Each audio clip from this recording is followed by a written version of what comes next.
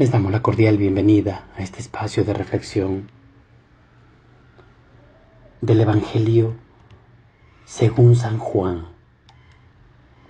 En aquel tiempo dijo Jesús a sus discípulos: si el mundo los odia, sepan que me ha odiado a mí antes que a ustedes. Si fueran del mundo, el mundo los amaría como cosa suya. Pero como no son del mundo, sino que yo los he escogido sacándolos del mundo, por eso el mundo los odia. Recuerden lo que les he dicho. No es el siervo más que su amo. Si a mí me han perseguido, también a ustedes los van a perseguir. Si guardan mi palabra, también guardarán la mía. Y todo esto harán con ustedes a causa de mi nombre, porque no conocen al que me envió. Palabra del Señor. Dejemos que el Espíritu del Santo nos siga guiando y encontramos en la narración de los viajes de San Pablo que nos llena de admiración por su vocación inquebrantable en el seguimiento de Jesús, su celo por proclamar el Evangelio y hacer reconocer el mensaje salvador que Jesús ha traído a las naciones. No le retiene en ningún sitio. En este relato en los Hechos de los Apóstoles, Lucas nos muestra a un Pablo en Listra reclutando a Timoteo en medio de la circuncisión por los primeros tiempos y transmitiendo el carisma de los apóstoles de Jerusalén.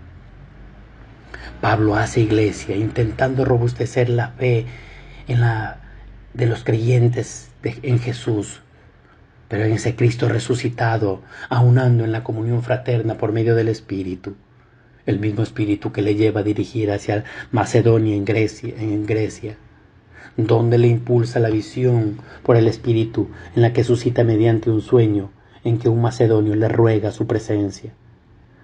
Pablo es el mensajero de la palabra, el servidor de Dios, el predicador del Evangelio. El compromiso con Jesús es algo personal, una imperturbable disposición a darlo a conocer, a transmitir su enseñanza. Pablo quiere instaurar el reino de Dios y su mensaje de esperanza por todas las naciones. Ni la muerte, ni el pecado, ni la vanidad, ni el mundo tiene la última palabra. Cristo ha suscitado y nos ha entregado una nueva vida de un Dios que es amor y a la que todos estamos llamados. Esa es la nueva vivencia que la tenemos que interiorizar y que constituye una nueva personalidad. No soy yo, es Cristo quien vive en mí. Y los seguidores que Jesús quiere, que sus discípulos estén fuera de las coordenadas y categorías que el mundo nos presenta.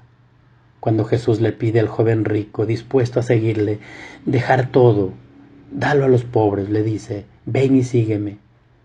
No estamos marcando la pauta del seguimiento a todos los creyentes. No somos del mundo, no podemos estar sujetos a sus vanidades y tiranías. Ni a los criterios de valor y comportamientos pueden ser del mundo, ni el carpe diem que pregonizan las propagandas publicitarias, ni el sálvese quien pueda o mi beneficio es ante todo, valen por un seguidor de Jesús. Ya nos dice Juan en su Evangelio: si a mí me han perseguido, también a ustedes los van a perseguir. Seguir a Jesús es cargar con la cruz de todos los días, conocer y vivir la vida desde las enseñanzas de Jesús, poner el amor de Dios, poner por encima de todo otro valor, la tarea, la decisión, es decir, vivir desde el Evangelio y más aún, anunciar el Evangelio por todas las naciones. ¿Y cuál es el Evangelio de Jesús? La instauración del reino de Dios, que es el amor, es la libertad y la paz. Un mensaje que contradice el egoísmo, es el pragmatismo o el avasallamiento que el mundo busca en el poder y el dinero como hitos de realización personal. Los cristianos estamos llamados a realizarnos sobre todo en el amor a los demás y desarrollar todos nuestros carismas y virtudes como compromiso con el propósito que Dios tiene para cada uno de nosotros en la construcción de una nueva sociedad. Contrariamente a lo que exponía Jesús en los días anteriores, hoy su Evangelio nos sigue centrando en una profecía escalofriante. Comunica a sus discípulos que les va a sobrevenir odios, persecuciones por su causa. Lo mismo que hicieron con él lo harán sus seguidores. Esa profecía viene y tiene un cumplimiento. La historia de la Iglesia lo ratifica fehacientemente. El odio del mundo nos sirve hoy de meditación. ¿Qué es el odio? Es un intenso sentimiento que repulsa a alguien, que desata una adversión y violencia. El odio del que habla Jesús no se refiere a críticas o reproches que puedan recibir los suyos por causa de sus conductas inauténticas, sino una persecución sorda o abierta, de la que serán objetos simplemente a causa de su nombre. Jesús habla sin tapujos. Estamos llamados a correr la misma suerte de nuestro Señor, que fue perseguido hasta la muerte.